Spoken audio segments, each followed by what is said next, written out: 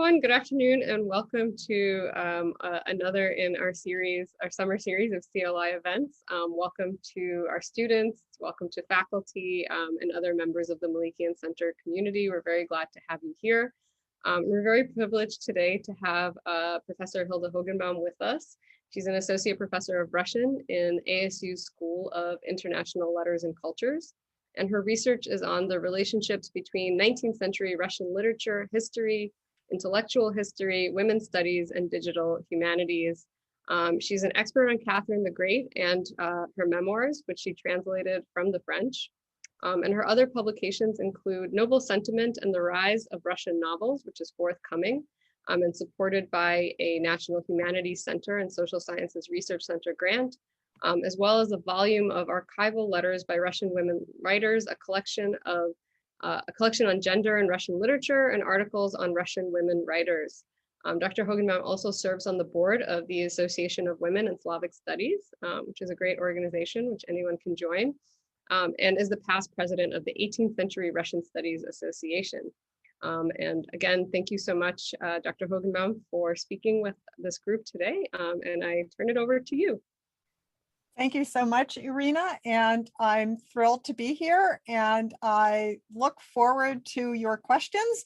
I want to do this more like a class lecture, something in between, so that I want you to feel free to ask questions. And I turned around the title of this talk. It was Life and Legend, and I've turned it around to Legend and Life. We're going to start with the legend, and maybe you can throw in the chat what you associate with Catherine the Great, whatever it is that you've heard, what we've seen. We're going to be talking about the two series that have been out in the last couple of years. So put some things in the chat. This is interactive. It's great for me to know kind of where you're at. I see the chat is buzzing away.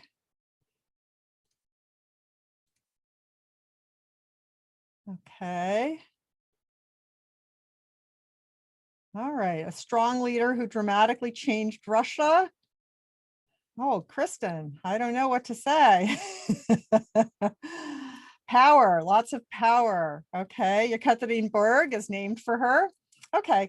So I'm not going to, I'll see if I can monitor the chat as I go along, but let's get started with the two recent series that have come out.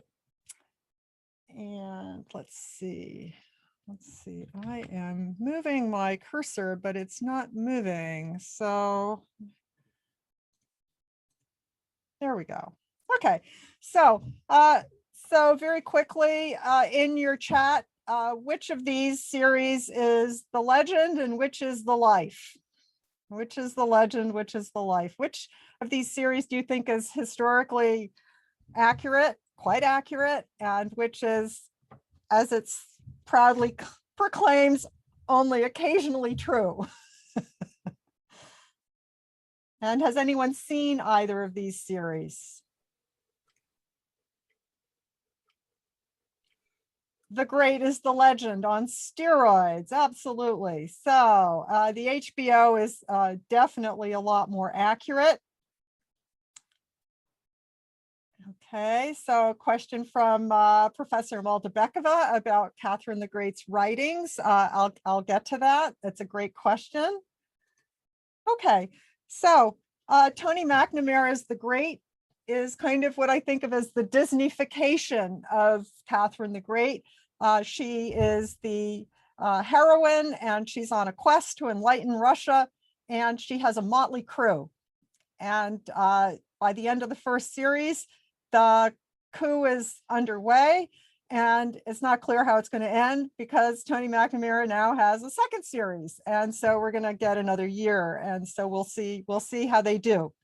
Helen Mirren, on the other hand, it's an incredibly satisfying period drama. You can just tell from the poster, and it's really, I think, the best movie I've ever seen of Catherine the Great's life. So it is a film of her reign. It's not her life before her reign. And The Great is really only about her life before she becomes empress so far. That will change, obviously.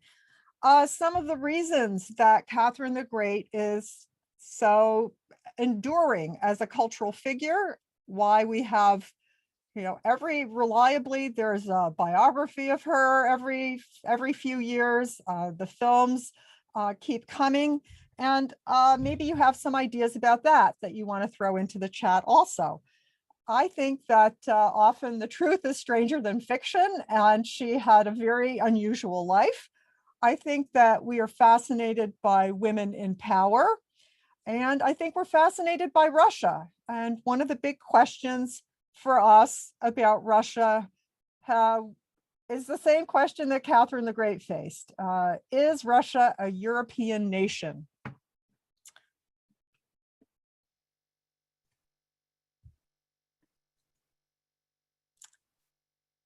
This is one of my favorite images of Catherine the Great. She's holding her great instruction, and the first line of this instruction to her legislative committee after she came to power is, "Russia is a European nation." It is a Russian text that she wrote that was originally in French, and in this portrait we can see her looking at, you may recognize Peter the Great, and his bust is on a stack of books. It's the books that she borrowed heavily from to write her great instruction. Montesquieu's Spirit of the Laws from 1748, also Beccaria's book on crime. She has all the trappings of power with her. She has here are the orb down here that goes with her scepter. The initial E is here. She has the Roman columns. We're in an empire. And of course, she's wearing an ermine-lined cloak. So this tells us that Russia is run by an enlightened ruler. And Catherine, for her diplomacy in Europe, made a close connection between herself and Europe. So, is Russia a European nation? She is the enlightened philosopher autocrat. The great instruction borrows from all of these classics that everyone around Europe recognized. And today, any student caught borrowing to the extent that she borrowed would get a 0 for their assignment because it's plagiarism. But in the 18th century, it was a sign that she had read all these works. And of course, everyone else had read these works who mattered. And so this was only something positive and not something negative. So here is the cover of our translation of Catherine the Great's memoirs, which I did with my husband, Mark Cruz, who is a professor of French at ASU. And here is the first page of those memoirs. And so the memoirs really tell us a lot about Catherine, but they also conceal a great deal. And so this has been a very interesting document for scholars to work with. And we are the first scholars to actually go to the archives, and we held the memoirs in our hands. And since you are all very interested in Russia, this is where they are in Moscow at an archive called Regatta, the Russian State Archive for Ancient Acts. And I was never in the stacks, but I found a picture of what those stacks look like. And this is where all documents of the Russian Empire from before 1800 are preserved. And the collection of documents for the telling of Russian history is something that Catherine spearheaded in the 18th century, and it turns out to be a really vital part of the puzzle that the 2 series on Catherine the Great expose for us, which is how could we have, kind of in our modern era with so many books about Catherine the Great, how could we have two such completely different portraits of Catherine the Great at the same time? And the answer lies in the history of the biographies of Catherine, and in the writing of biographies, and in the history of the memoirs themselves. And so this is the story that I'm going to tell you today. So in the 18th century in Russia, there were two universities, and professors don't grow on trees. They come from somewhere. And so Russia invited professors from Europe, Germany, France, leading figures, also for its new Academy of Sciences. And by the end of the 18th century, it was clear that the histories that these foreigners wrote of Russia were from their perspective and not from the Russian perspective. And so Catherine started gathering all the documents of Russian history. And these are the chronicles from the monasteries that are spread throughout Russia. And she herself wrote history. And the last memoir that she wrote was in the form of a history. So it isn't until the second half of the 19th century that Russia has grown its own professional historical profession. And this is really important because it's historians who gather the archival information, much of it top secret, so historians weren't given access, and they have their positions in the universities, and they try to publish the data.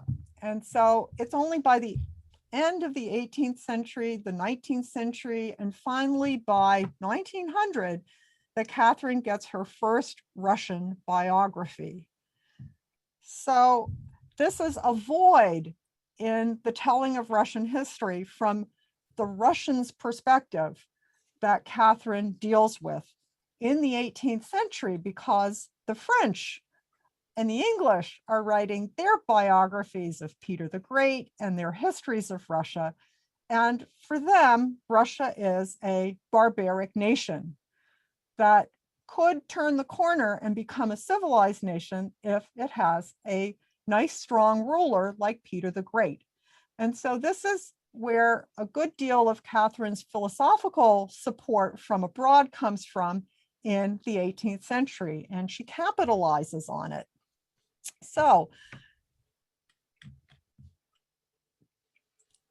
I like to think of everything that Catherine wrote as writing with a purpose, and she wrote a great deal. It's fair to characterize her as a graphomaniac. She got up early and she sat down and she started writing. It's in her own hand. By the end of her reign, she had 5 secretaries to help her, but she wrote over 10,000 letters. You can read a selection of those letters in a new volume that has been published by Oxford. And she wrote not only 3 memoirs, but she wrote in red, you can see, an antidote in which she argued against publications about Russia. And she wrote 80 letters to Voltaire in the span of a couple of years. Voltaire was, of course, Europe's leading French intellectual. And so all of this is part of her cultural offensive to control the narrative about her and, by extension, about Russia. So these memoirs are all in French. They were all top secret because they contain some dangerous information, and maybe somebody has an idea of what that information might be. Maybe you want to put that in the chat.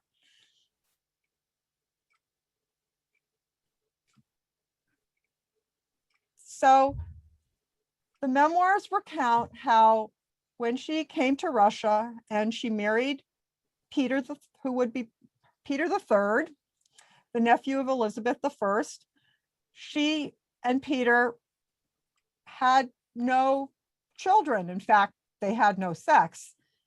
because it was later determined that Peter had erectile dysfunction, which was the condition was improved through surgery. He had mistresses, but he never had a child. But Catherine had 3 children. And so Elizabeth had the great idea to have Catherine and Peter each take lovers. And she gave them a choice. And Catherine, in her memoirs, gives us the initials of the 2 men she could choose from, LN and SS. And she chose S. Sergei Saltykov. Lev Naryshkin and Sergei Saltykov were from the most important noble families in Russia. Catherine wasn't given this selection because they were the good-looking guys, but because their families had married into the Romanov dynasty. Peter the Great's mother was a Naryshkin, and his half-brother Ivan had married a Saltykov.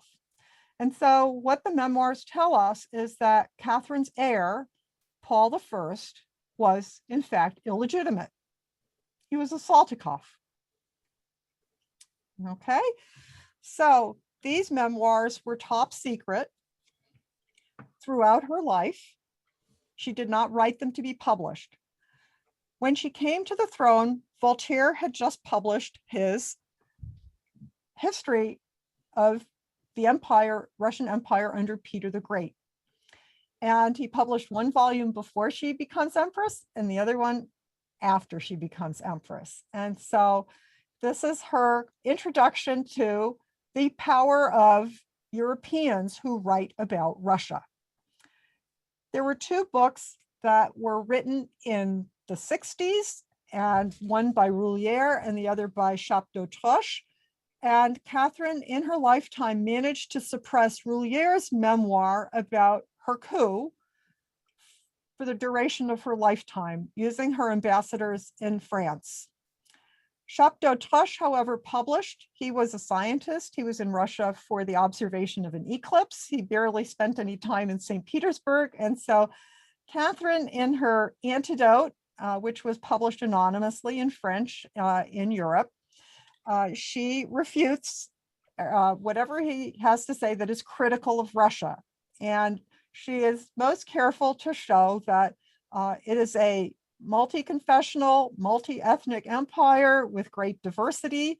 And she is very interested in showing how civilized the nation is. So its arts become very important. There's a whole chapter on literature.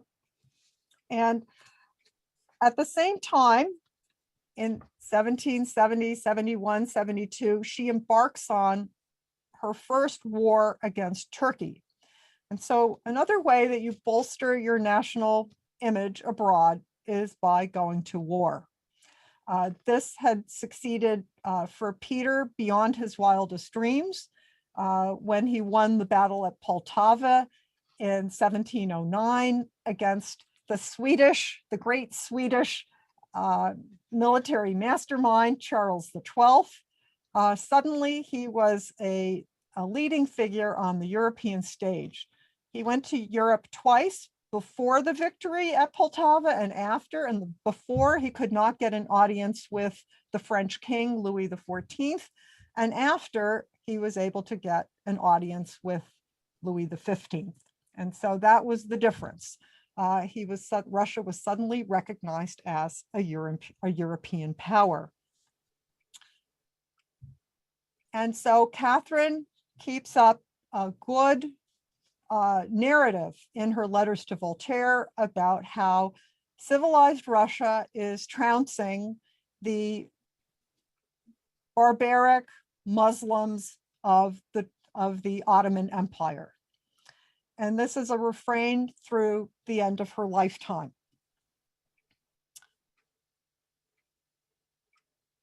Once Catherine dies, what do you imagine happens? She's had such success in suppressing all writing about her reign, but she's no longer there. And you don't even really need to understand French to understand what this book is about. The pictures tell you it's the secret histories of her loves and lovers. And it comes from the French. And the French will continue to produce these kinds of scurrilous biographies of Catherine the Great. So here's a history of publications of various biographies about Catherine that appeared after her death in 1796. And you can see that Rouliere's work from the 1760s is finally published because Catherine's diplomats are no longer impeding its publication. And that there is a very interesting kind of back and forth between France and England in a biography that is called Castor et Tuc. The Frenchman Castor wrote a biography that was expanded and improved by the Reverend William Tuc, who had spent a couple of decades in St. Petersburg as a minister. And this was translated back into French with more changes. But Castor is about her love life, and Tuc is about Russian history, Russian politics. And then, of course, we have the lovers and the secret memoirs of the court of St. Petersburg. And there's a reason for these kinds of memoirs, because everything was personal in the 18th century, and the diplomats had to know who she was sleeping with, because there was a lot of jockeying at the court between France, Germany, Prussia at the time, the Austro-Hungarian Empire. So all of these states were represented by individuals. And so the diplomats all kept track of everything, including the bedroom. In the 19th and 20th century, we have a slightly different picture, because Catherine's final memoir, which we translated, was finally published by Alexander Herzen in England, in London, in 1859. It was smuggled out when Alexander II came to the throne. He read it, and somebody got a copy and made a copy, and it was smuggled out. So it was published widely and translated. And by the end of the 19th century, Vasily Bilbasov was able to publish 2 volumes of his history of Catherine the Great with the aid of the publication of many primary sources. But he was only able to publish the first volume in Russia, because the volume that deals with her coup, the Emperor Alexander III said no way, and it was published in Germany, and he didn't finish it. There's another biography of Catherine, her affairs. And then in 1907, after the 1905 revolution, censorship is lifted somewhat, and there's a brief window from 1905 until the Russian Revolution in 1917 for the publication of Catherine's writings. And so the Academy of Sciences puts out a 12-volume work that includes 1 volume dedicated to her memoirs.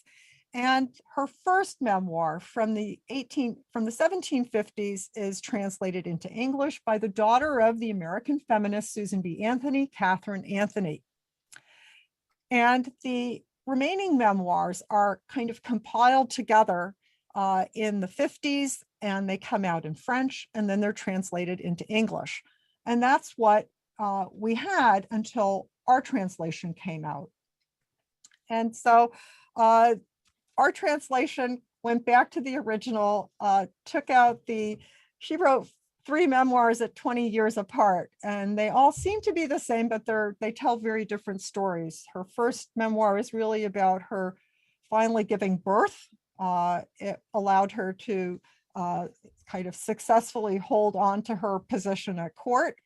The second memoir is set during the 70s, when she is at war with Turkey, and she's replying to the Europeans writing about Russia, and she really embellishes her childhood and her life at the Prussian court and in the German states before she comes to Russia at age 14, to show that she really was the master of the grand court life, and that, of course, Russia excelled at this court life.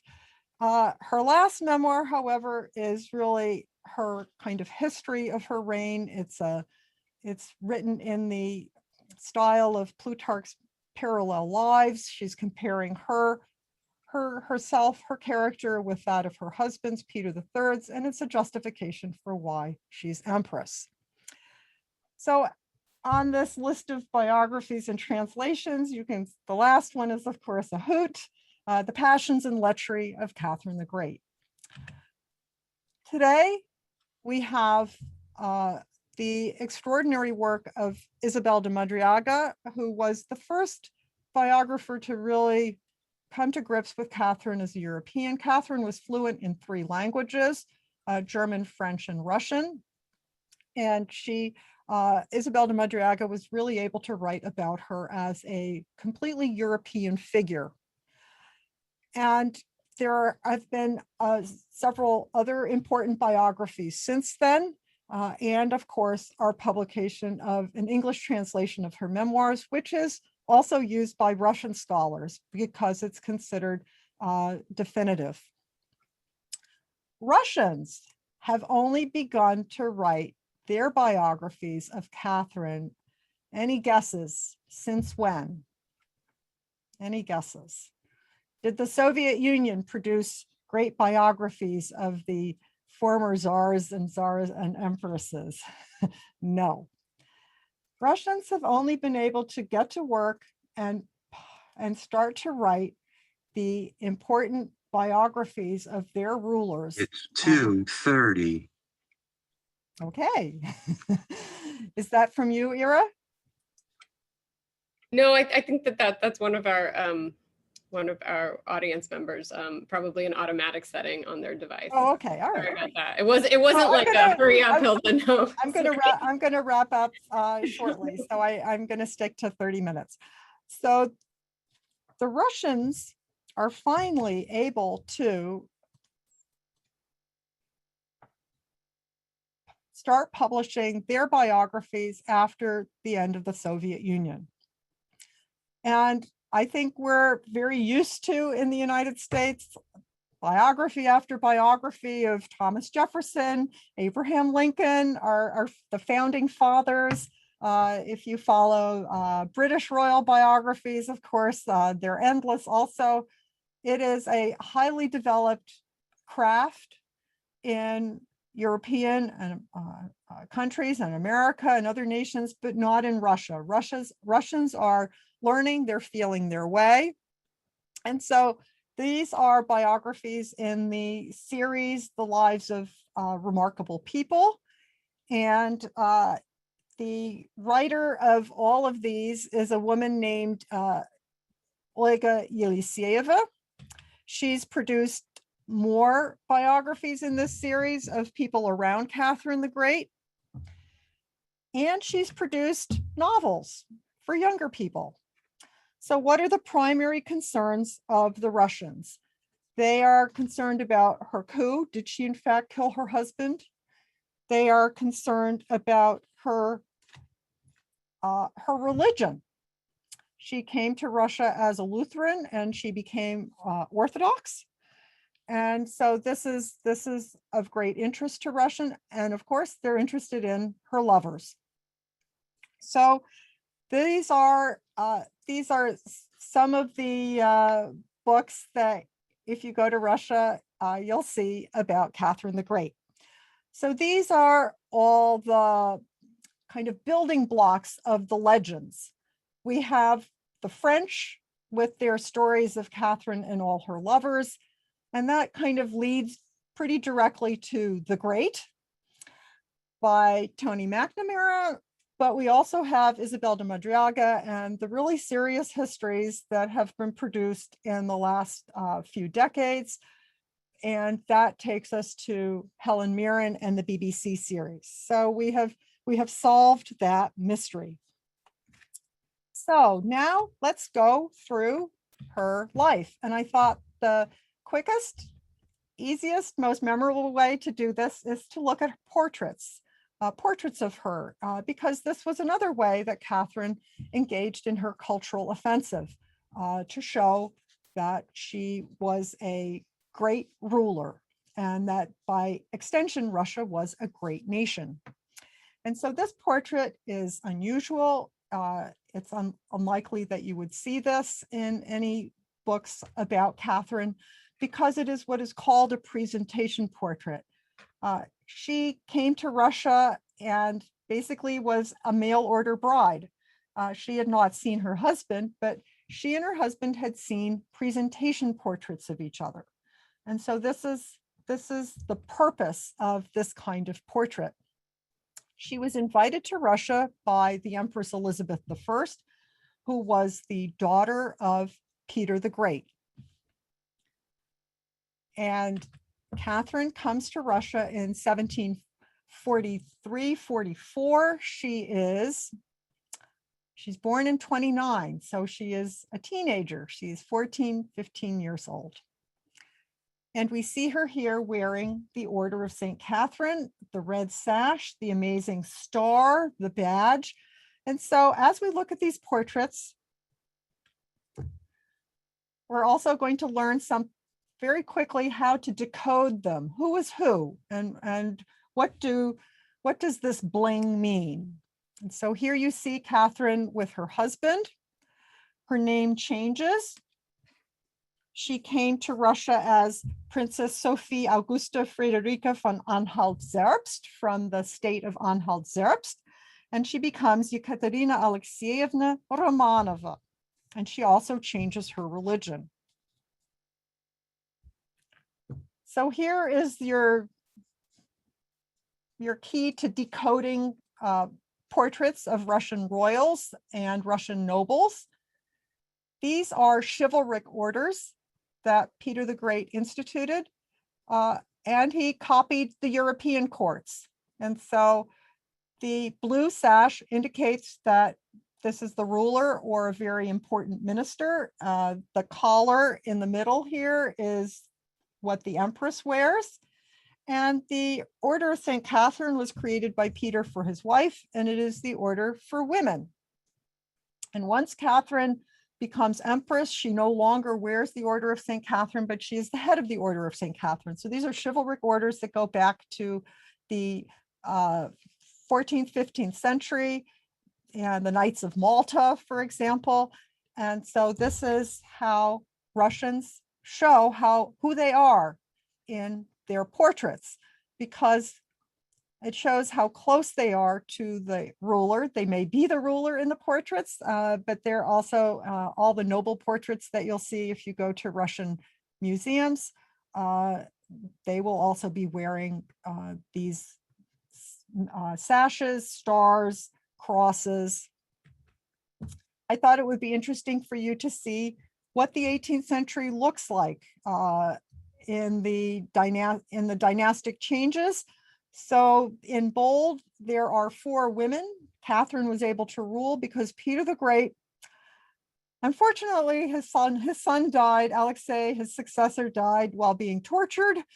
And so he changed the rules so that the ruler could nominate his successor, and it could be a man or a woman. And so when Peter died suddenly in 25, he hadn't taken advantage of this, and his wife stepped into his shoes. And so she was Catherine the First.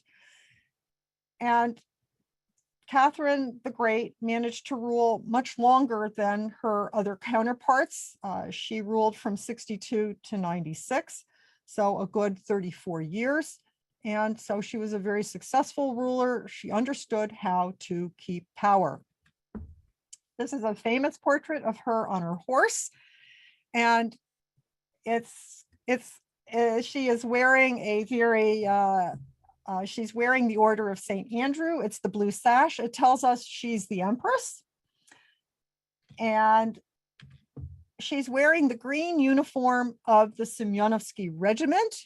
And this was extraordinarily important because her husband was a lover of Frederick the Great. He was a Prussophile. He himself came from Germany. His father was German.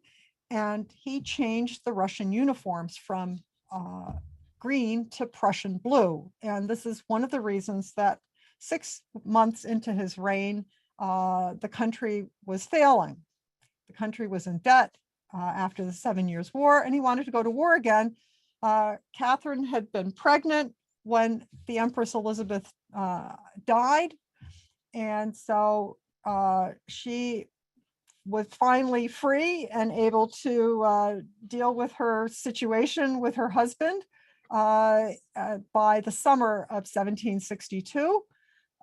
And it was clear Peter had a mistress and that he might be putting her into a monastery, as Peter the Great had done with his first wife. And so Catherine, it was kill or be killed, and she struck. And she had a lover, Grigory Orlov, who had 4 brothers who were important in the major regiments, and they organized the coup for her. She had competition from her young son and his supporters, and the Orlovs, who wanted to get their hands on power, made sure that she was she took the oath of office and she became Empress as quickly as possible. So some more portraits of Catherine. And here we see her wearing the Order of St. Andrew and the Order of St. George, which she created. It is a military order. And she also, it's for the military, and she created the Order of St. Vladimir because to reward civil servants. And after Russia took Crimea, members of the Duma were all wearing the ribbons of the Order of St. George as a sign of their military victory in Crimea in 2014. A very impressive portrait that you can see in Washington, D.C. If you're in Washington, I recommend that you go to the Hillwood Museum, where you can see it is the largest collection of materials from Russia in the United States. It was put together by Marjorie Merriweather Post from the Post serial fortune, and one of her 4 husbands was an ambassador to Russia. And so in the Soviet period, the Russians were selling off a lot of their royal past, and she bought it. And so this is a marvelous opportunity to see this portrait and many other objects from Russian royal family. This portrait speaks to her power, and it was sent abroad in connection with the Russo-Turkish War at the end of the 1780s. It was sent to her banker. It was made for her banker. She had to borrow money in Europe, but copies were made, and so this was the portrait that in her full regalia that circulated, and you can see all the orders that she's wearing. This is her great lover, her great strategist, possibly her secret husband, Prince Grigory Potyomkin, and his death in 1791 was the trigger for her to go back to her memoirs and write them one more time. Potyomkin was responsible for her southern strategy. She increased the size of Russia on a scale that Russia had not seen since Ivan the Terrible in the 15th century, 16th century. And so we talk a lot about Catherine's lovers, but we probably should be talking about her expansion along the Black Sea and into Europe, the partitioning of Poland, which wiped Poland off the map until the end of the Russian Empire in 1917. And so there is a lot more to talk about than just her lovers. 3 more portraits and we're done. These are very different. This is her traveling portrait that she used when she went on her Crimean tour, organized by Potyomkin to see and be seen in Crimea and the newly acquired southern territories. This is her in traditional Russian dress. And this is Catherine at her summer residence, Tsarskoye Selo. Her finger is pointing at the Chesme column, commemorating her victory in her first Russo-Turkish War. And so she looks like a nice kind of grandmotherly figure. But I think her finger points at where her power derives from. And so I'm going to stop here, and I look forward to your questions.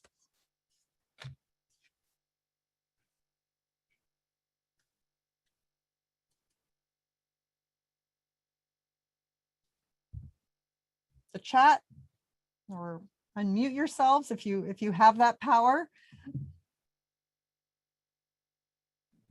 Everyone has that power. We're not wielding that kind of intense power, so please feel free to unmute yourself and ask questions.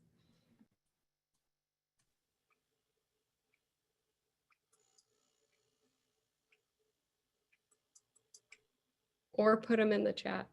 Yes, I'm looking at the chat. Yeah. I know that people sometimes take a few minutes to process, so I'm happy to go ahead and ask the first question, and then everyone will be ready with their follow-ups. I know it. So I did. So I guess I just wondered, these, the building blocks of the legend, right? In the biographies that come out after her death. So you were saying that, her ambassadors or her people were no longer there to kind of prevent them from happening. So what is this, are we to think that, these folks were kind of, getting back at a powerful figure that they couldn't at the time? Or was it something like, these things are going to sell because she's, this figure that's such a, mysterious but renowned. So what's the motivation behind those biographies and the way that they were written, I guess is my question. Well, it's politics. So France and England are jockeying with each other in their relationship with Russia. So those alliances changed several times in the course of the 7 Years' War. And so the French are, on the one hand, they are, well, a few years later, they attack, right? The Napoleonic Wars start. And so that is part of what is driving the publication of these memoirs. But also, the French have what is called Salic law. They did not have female rulers, and they were especially misogynistic towards women towards women on the throne. The treatment of Marie Antoinette. Catherine had another, a sister on the throne, not her sister, but Marie Antoinette's mother, the Holy Roman Empress Maria Theresa. Her father had a quandary. He had no sons, and he wanted to place his daughter on the throne. The Austrian succession wars were the German attempt to use that succession and dislodge the Maria Theresa, but they weren't successful. The English, of course, had female rulers. And so I think one of the reasons that the French accounts of Catherine were so focused on her sex life has to do with the politics, and also with their history, in which they didn't have female rulers on the throne.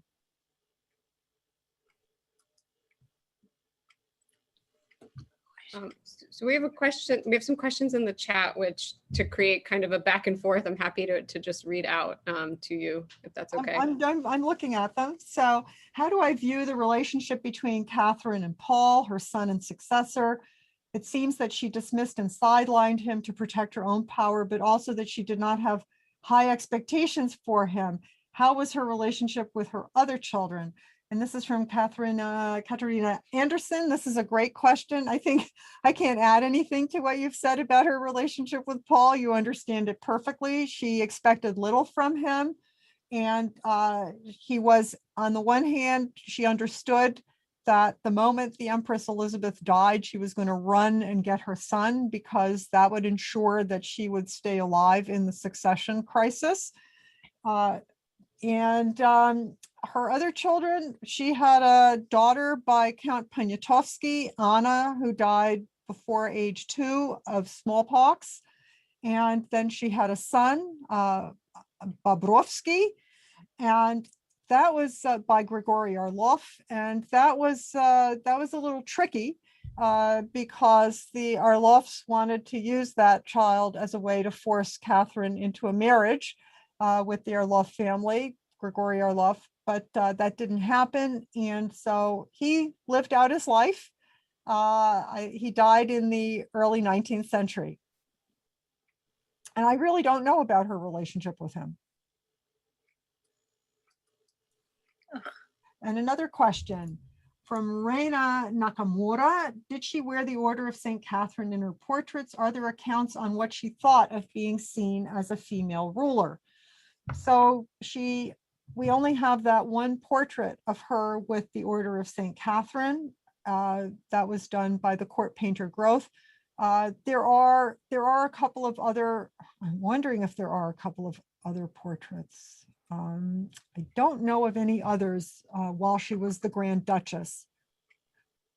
Oh no, there are. I showed you one. As Grand Duchess, she would wear the Order of St. Catherine. Yes, so that is only, she only wore that before she became Empress.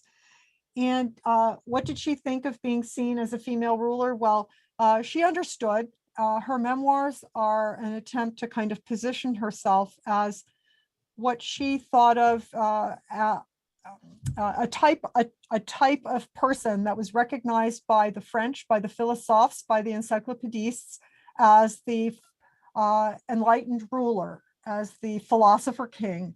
And that was someone who was what is called the honnête homme, translates as an honest man. But it's someone who is moderate in everything, moderate in their judgment, in their emotions, someone who basically has the image of moderation. And so in her last memoir, she really takes her husband, Peter III, to task for his immaturity, his childishness, his lack of judgment. And so as a woman, she has a portrait, she does a verbal portrait of herself in the last memoir, where she considers herself a mannish woman because of her special qualities as a ruler. So that's a great question, Raina.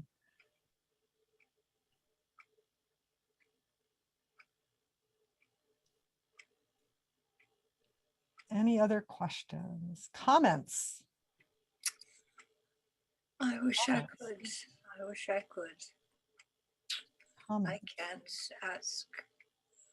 Oh, Does Catherine II from Charles Tichy portray her annexation of Crimea and the view of the Crimean Tatars in her memoirs? So this is a great question, Charlie, because the memoirs all deal with her life as the Grand Duchess before she becomes Empress. But it's only the first memoir that she writes while she is Grand Duchess, and the other two, her middle and last memoir, she writes while she is Empress. And so they relate to her time as Empress and what she is experiencing and thinking as Empress at the time, but they are not about that period. And so for what she has to say on the annexation of Crimea and view of the Crimean Tatars, you have to go to her letters. And you have to go to her secretary, Khrapovitsky, kept a wonderful diary that is a wonderful source for information about her reign. And I know that Catherine, in general, was very proud of being the Empress of such an extraordinarily diverse empire with many peoples, many languages, many religions. She invited the Volga Germans to come and be farmers because in the 18th century, in Russia as in America, there were those who believed that the future was in agriculture. not industry. And she was, this was before you have the nationalisms that come to the fore in the 19th century that pit national groups against each other. We have a letter from her to George Washington asking him for Indian words. She compiled a dictionary of 200 important words in all languages of the Russian Empire. This was her idea. It was done by one of her academicians, Simon Pallas, a German. And so she wrote to George Washington asking him for these words in all the Indian languages of the Americas.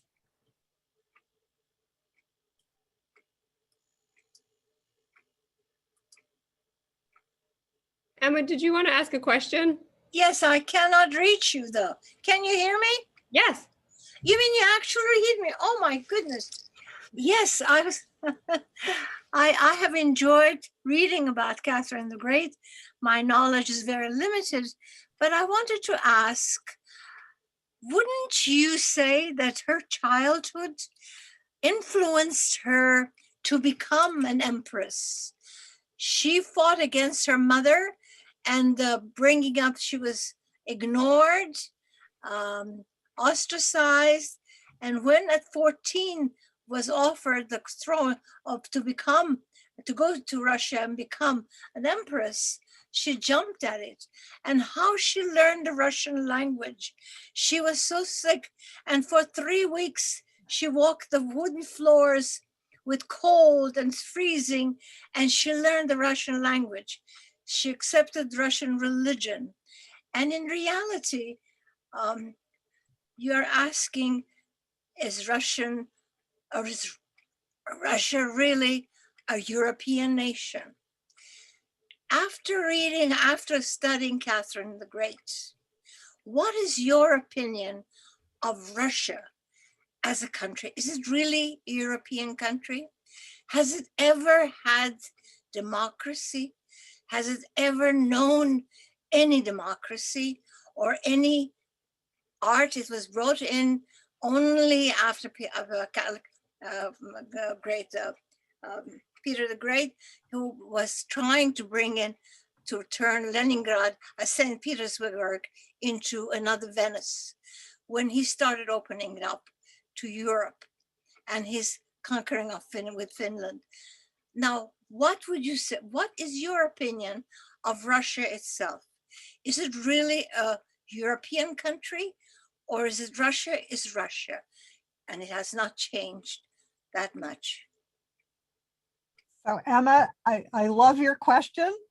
It's clear that you've been reading a lot about Catherine the Great.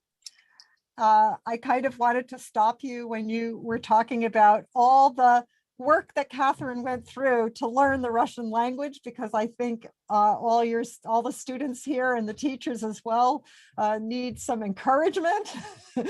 And Catherine, I think you'll all be very interested to know, had a real talent for languages. She loved languages. Right. And she was put down by Russians in the 19th century for not having what they prized in the 19th century, which was perfect French. And I think anyone who has learned French at some stage in their lives all feel they have bad French.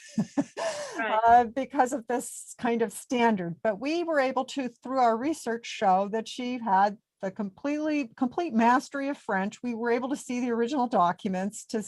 You could compare her writing with that of Diderot or anyone else in the 18th century, and it was completely standard. And of course, what's so fascinating is she comes to Russia as a German, but manages to convince us that she does most of her writing in French.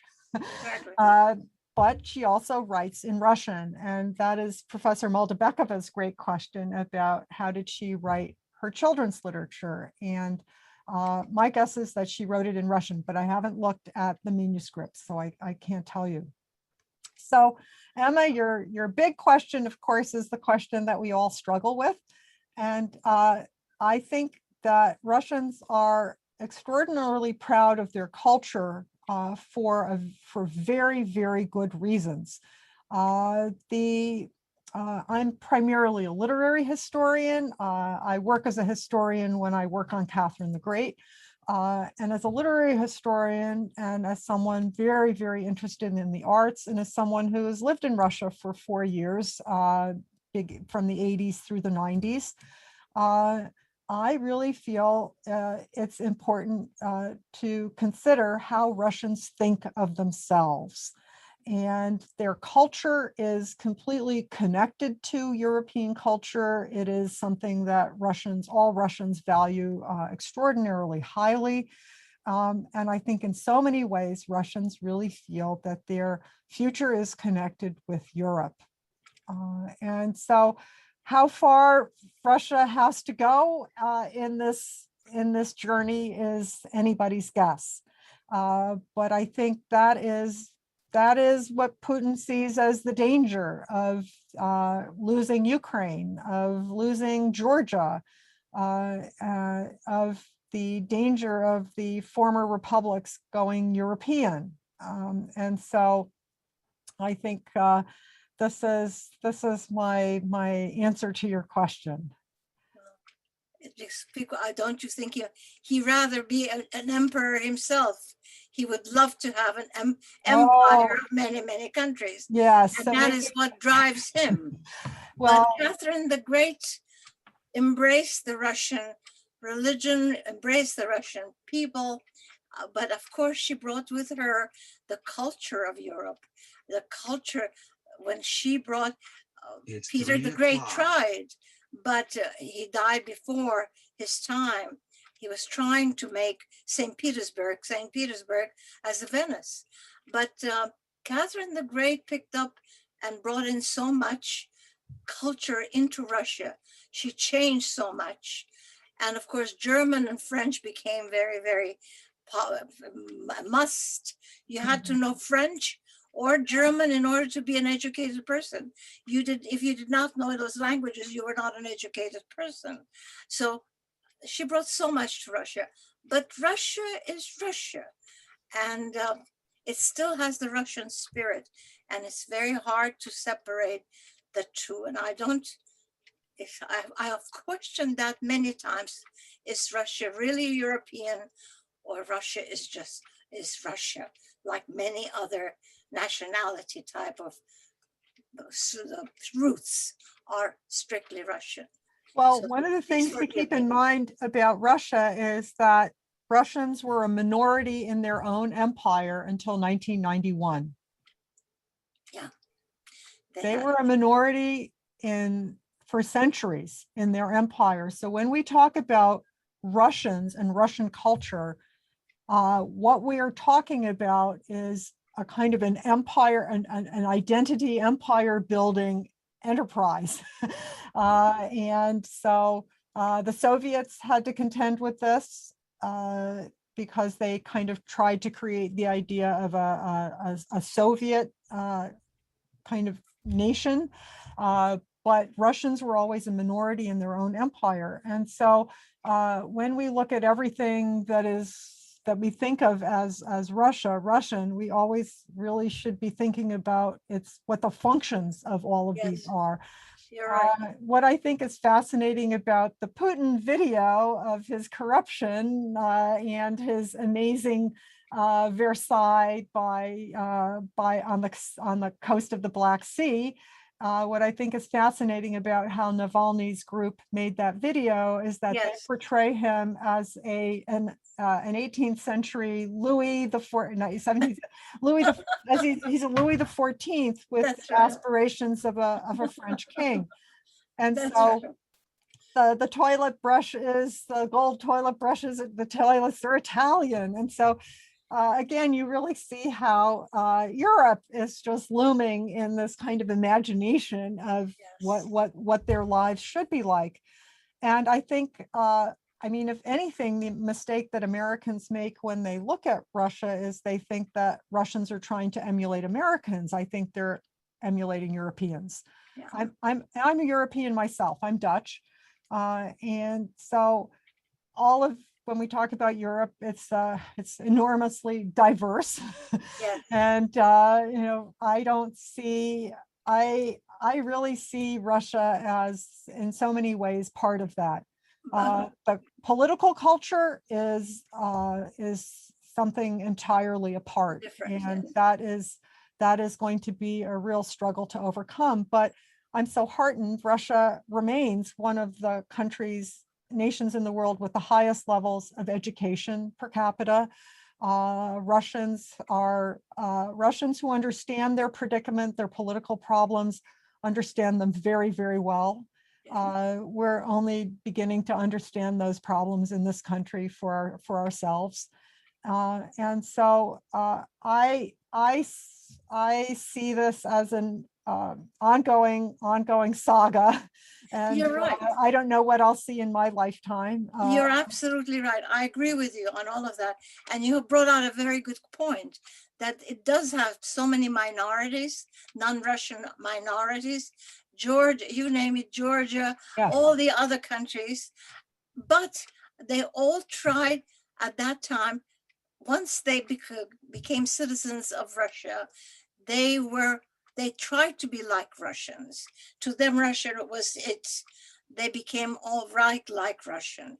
And of course, Georgia became the second St. Petersburg of culture, Georgia.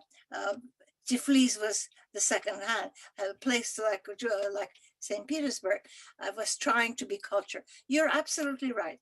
It has so many minorities, and all of them were absorbing the Russian, whatever the Russian spirit was. You're 100% right on that. I'm wrong. But I just felt maybe after communism, when things were split, even after breakup of the communism, everyone became independent. Then, of course, nationality came out much more stronger. But you're 100% right. Yeah, you're absolutely right. But Catherine the Great is an amazing woman. To me, she was one of the heroes in any historic books, because she was an amazing personality, strong personality herself, and how she adjusted and how she understood her circumstances and how she used every bit of that. So thank you very much. It was wonderful. And thank you for permitting me to speak. I have not spoken because I never could turn on my voice. So thank you very much. Thank you, Emma. I want to thank you, Emma, because I completely agree with your assessment of Catherine the Great. I've been working on her for over 20 years, and I'm never tired of her. She was a genius. She was a political genius. She was truly extraordinary. And so I have to, and when I always talk about Catherine, I have to know about her 12 lovers. But there is everything. There's so much more. There is everything else. There is everything else. That was one part of it. How she used them. Yeah. How she yes, I have some very good stories about how she used them. But she was so politically minded, and that's the Helen Mirren BBC. I'm quite sure that they read my introduction to the memoirs. They use the word graphomaniac, which I use, and it's not a normal word in the English vocabulary, but they really capture how she was just, I think of her as a political animal. She just had that chutyo, that sense of like how it works. Yes. And she had to survive. Yeah. And she writes how in the quote in our, I put a quote in her in one of the appendices for the memoirs that we translated. She had a lady in waiting who explained to her the 5 generations of all the people at court, and that's how she understood how it worked, because it was a clan system with families and their connections to each other. And it's so hard to I thought I'll translate the memoirs. I started translating them because I got money because I teach them. And so I thought once I've translated them, I'm just going to understand them perfectly. And I didn't. I didn't, because I didn't understand the relationships that she was working with. So there's some very good scholarship on that. There's fantastic scholarship on Catherine the Great. I'm so fortunate, because it's not possible to just do this. It's several generations of extraordinary scholarship to pull all of this together. She was an amazing, even capturing Poland. She put her lover as the ruling force, knowing that he will give her all his love and all his loyalty. I mean, well, she placed her lover. Emma, there's another way to think about this. When she had her affair with Poniatowski, Poniatowski was from one of the leading Polish noble families. I mean, right. He wasn't a nobody. Right. So he was, of course, the right choice. Poniatowski was brought to her by the British ambassador, Sir Charles Hanbury Williams, as a way to firm up his relationship with a possible potential future ruler. So she and Poniatowski had a really great relationship, both very educated, both Europeans, but that, she moved, once he was removed from the court, she moved on to Orlov, who turned out to be fabulously useful. Yes. For 10 years until he wasn't. And then she was still able to use him, even when he had cheated on her several times. And she needed him because her son Paul had come into his majority. He was 18. This was in 1770-71. And so she used, in her negotiations with Nikita Panin, who represented the party that stood behind Paul, she pretended to get rid of Orlov from her circle of power, because she wanted several things out of Paul, and this was enough to placate Panin and Paul into giving her what she wanted, which was for her son to give up his claim on his father's land in Germany. So he no longer had a foreign power base. So she stripped Orlov of all his orders. She sent him off. He was on various, he was a military, general, and sent him off on his various things. And when it was all over and the dust had settled, she brought him back and she gave him back all his orders. But he was no longer the favorite. Yes. And he went on and he married. Yes. Well, we've come to the end of our time here today, but thank you so much for this fascinating discussion, this added context, right? May we all inspire the kind of loyalty and have the kind of political acumen that Catherine the Great, may we aspire to that. And I don't know if we can learn Russian as well as she learned Russian. And learn Russian as well as she learned Russian, as well as she learned French. And may our biographers be kind. I don't know what else to say. And thank you again, Dr. Hoogenboom, for this presentation, for sharing those portraits, including ones that, and putting them in context about what this tells us about her life in that moment. I think that's a really fascinating way to look at, the life of someone who was so famous, who was so documented, whose lovers were the subject of diplomatic cables and knowledge, because there's always, when someone is so famous, I feel like there's so much more behind the kind of facades that are put up that we learn, and with Catherine, are still learning. So thank you again to everyone who was with us here today and who asked such incisive questions and also provided extra context for us to chew on. And thank you, again, all for coming to another CLI summer event. I hope to see you again soon. I'm so happy to be part of the CLI's extraordinary work in the summer here. You're also privileged to be here because this is one of only 2 such institutes in the United States, and so you're in the right place. Thank you. Thank you for enriching our lives. This is enriching our lives and opening new horizons. Wonderful. Thank you very much. I'm Thanks, so everyone. glad. Thank you. All right, bye now.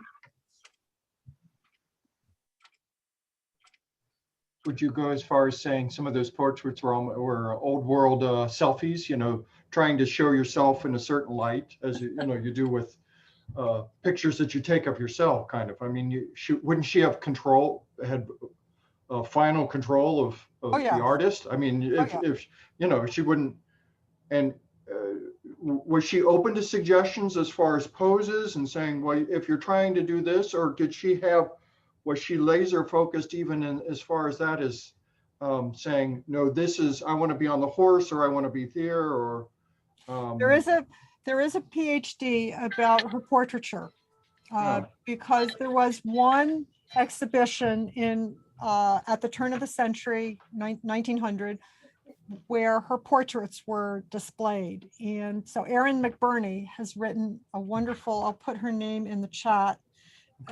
And I don't know, I think we'll be waiting for a while to have her book from her, but meanwhile there is a dissertation about her portraiture, which is a fascinating window onto her kind of control of the narrative.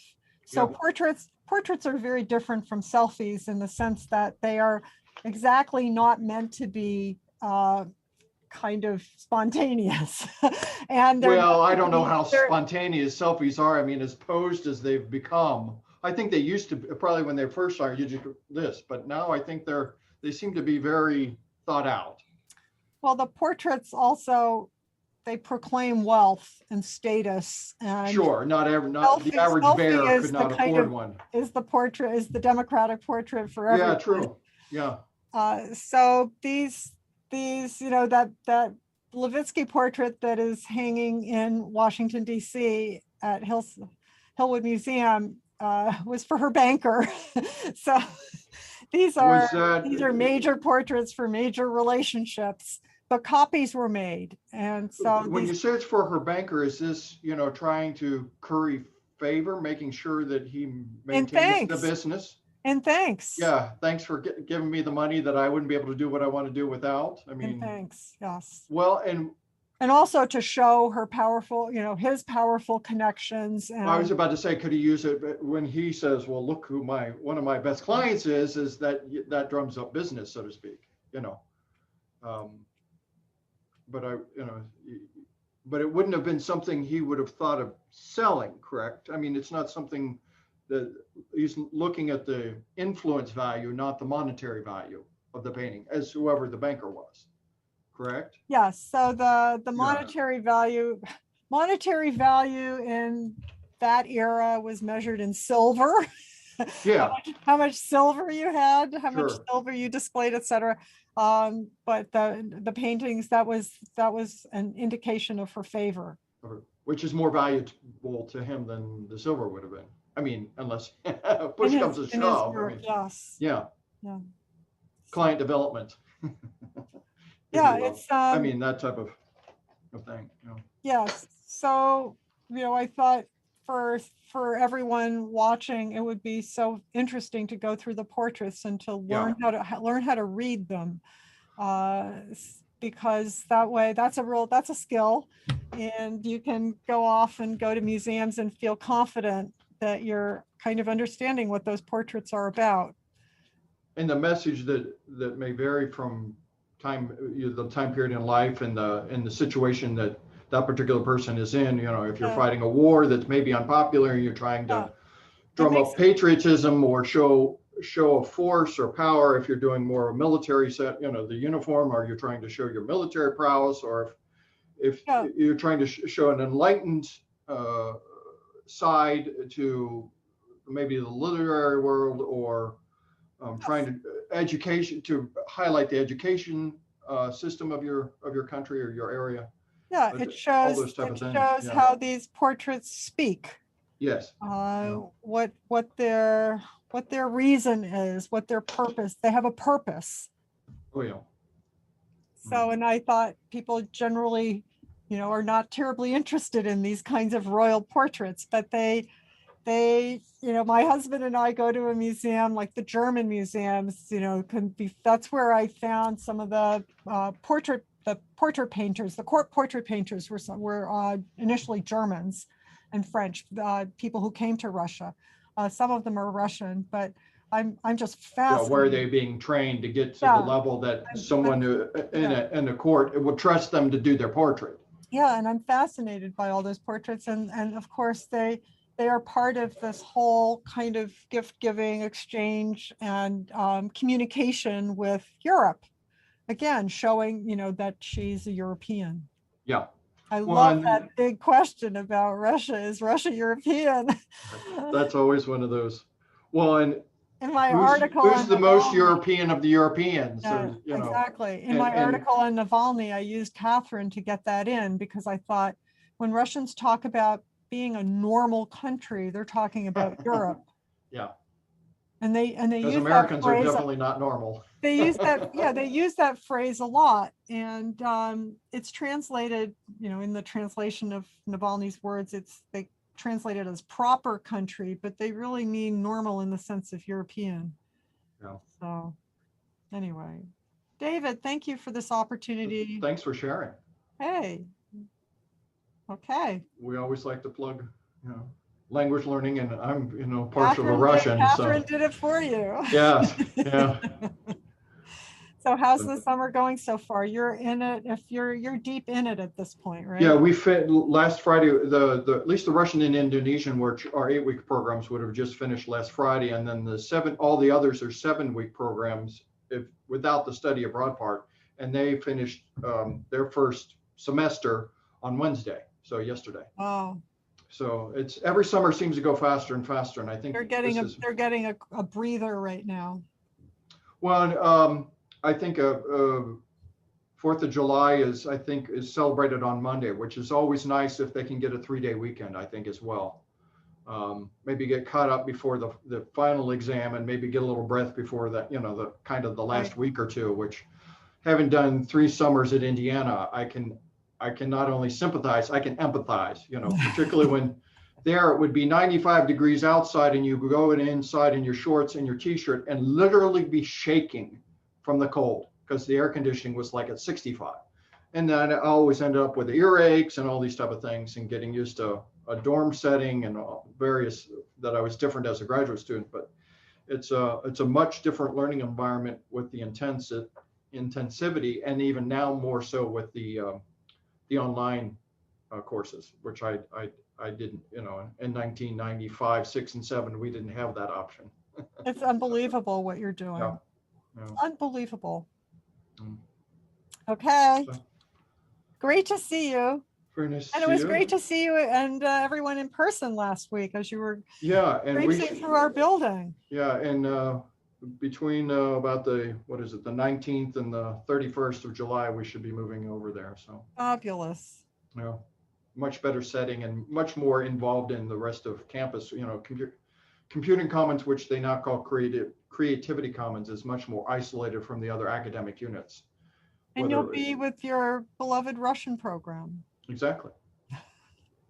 No, I mean that's, and we'll be on a floor with a number of other centers. So, there's lots of synergies that I'm really hoping for. We're hoping to all take advantage of. Yeah. Okay. All right. Take care. Be well. Счастливо. Счастливо. As my Russian high school teacher used to say, "Не скучайте без," but she would say без меня, but yeah. So don't be bored without me. Of course, Charming, we were, slowly, taking it from a TV show. What was it? But anyways, so sorry. Okay. I'll let you go. Great to see you, David, always. Back to translations, right? And Yes. interpretations. Yes. Okay. Bye. Bye-bye.